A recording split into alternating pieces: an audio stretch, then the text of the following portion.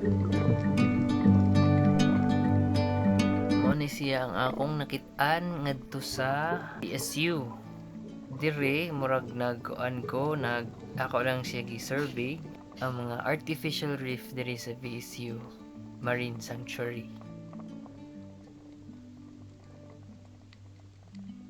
Naghigot ko diri og mga buya sa mga artificial reef. Sa imong nakita diri, naagyo mga gagmay na isda, especially sa snappers. Daghan kay sila. Tungod kay heavily enforced yun ni siya na marine sanctuary sa BSU. Na diri naglisod-lisod sa tagamay diri og higot kay lawom-lawom pod ang tubig.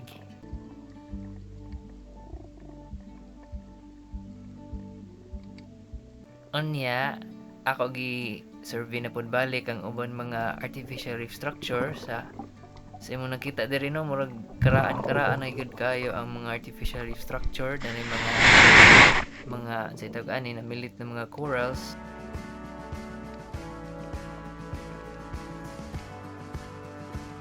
Mga kalamidad murag di gid siya kalahutay tubong corals kay mga bali sila. Mo nang kutob ra gid siya sa encrusting na mga corals. Minog encrusting meaning kanang namilit lang sila ba. Wala na sila nag-branching, kanang makita ninyo sa digyo sa mga white beach na mga corals, encrusting ra na. Namo na diri niyo makita ang mga encrusting. Tara ay, kabantay ka. Kani siya na mga artificial reef modules gikan pa ni siya sa 2021 Tara nag-attach siya pugog usa ka buya kay magsilbi ni siya usa ka marker ug asa ni sila mga artificial reef modules.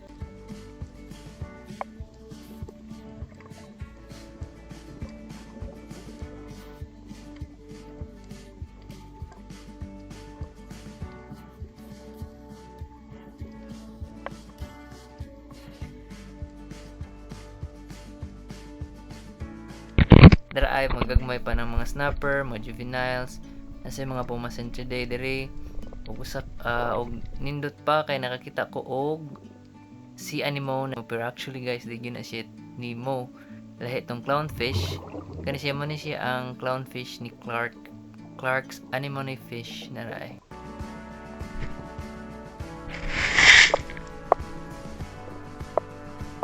Kani usa po ni ka artificial reef modules didto sa mo ning pinakakaraan 1990s pa ni siya na modules ug gyapon siya natangtang sa bagyo. Very resilient siya na modules pag install nila. No, daghang isda.